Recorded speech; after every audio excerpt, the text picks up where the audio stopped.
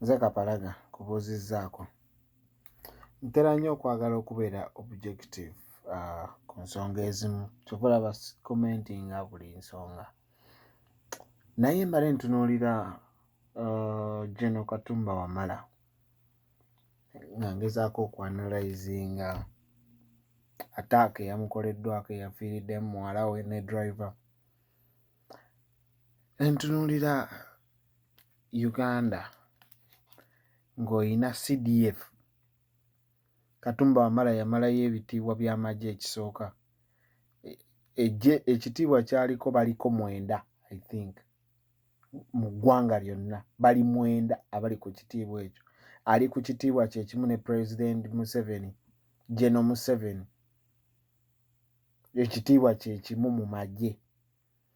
Naye yamalayo kyowandigambe nti emitendera gyonna mu magye yagimalayo paka kutuuka ku CDF, ekitiibwa ekisembayo ku ntikko nga omuduumizi w'amagye ow'oku ntikko. N'abeerako Commander wa Land Forces, n'abeerako IGP, ekitiibwa ekisembayo mu poliisi. Kitegeeza ali very well decorated. Kakati omuntu ng'oyo yadimootingibwa n'azibwa eno mu minisitule ate minisita wa state n'atafaayo. Okwogera amazima nkugambye njala nnyo beera objective okusinga okubeera subjective.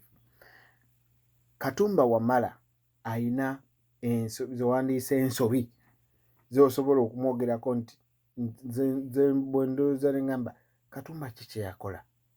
2, esooka yakubazaako ekikonde nga talina kyamukoze wabula zaako alwanirira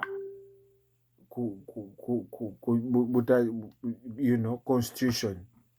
N'amugunda eŋŋumi yatwala zaake ku kitanda. Ekyokubiri alina omukolo gwe yaliko n'akyamuka nnyo n'atandika mu aba people power mulowooza ffe bwe twajja wano tunaagenda bwe tutyo. Those 2 incidents were so unfortunate. However, bw'otunuulira Katumba Wamala gy'abadde ng'oggyeko ezo incident 2, kugambye yakomandinga amagye agaali e Congo n'atabbayo kintu neki. Naye ndowooza wawulira bakayindo tafiire baani bwe babba gold ne babba biki nakati Uganda erina osasula.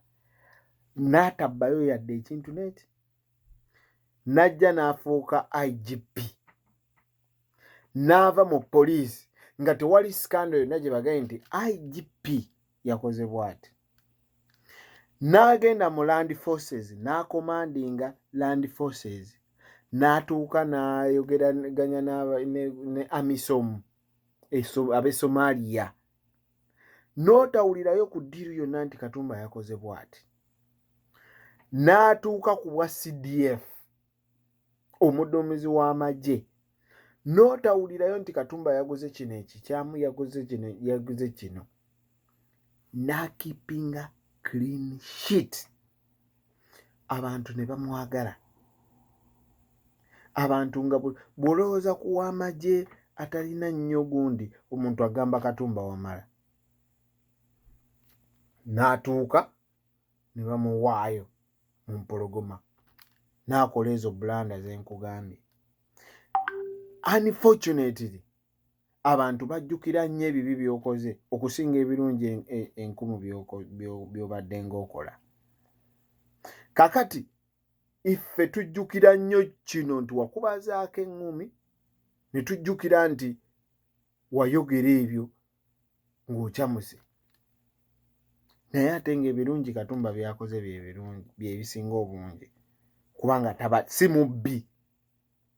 Ne mu position z'abaddemu ez'ogamba nti omuntu yandibbye, Katumba abadde tabba. Naye kiki kyenjaga, what is my point? My point is bw'oba okola n'abantu bano basooka ne bakuexposinga ne bakuggyako abantu abandikwolereza ng'ofunye obuzibu ne basooka bakukyawa. Kati n'ogenda okufuna obuzibu nga buli muntu agamba kaalabe, and that is very bad. Kyova olaba ebiseera ebisinga tubagamba nti weerowooleze, naye bagenda kukozesa ensobi. Abantu bonna abandibadde bakuwolereza, abandibadde bakulwanirira ng'otuuse mu buzibu, basooke bakuveeko bagaye nange wano yagamba bw'ati, wano yakuba gundi ekiŋomi. Ndowooza olaba vidiyo zonna ezivaayo zeezo bbiri okusinga, ng'akuba zaako eŋŋomi naye ng'ayogera ebyo. Ebirungi byonna byonna tetukyabijjukira. Kati bwe bamala oku exposinga bwe batyo, bw'ofuna obuzibu nga abantu ffe aba bulijjo abandibadde bagamba Katumba waffe, essaawa eno ekyamazima twandibadde tuli mu kugamba Katumba waffe abadde atya, ne bamukuba batyo, naye ndowooza olaba abantu kye bagamba. Naye nga just incident bbiri zokka. Kino kituwa ekyokuyiga nti buli ky'oyogera abantu society ekitunuulira etya kiyinza okwonoona ebirungi byonna byonna by'ozooyogera oba by'ozookola.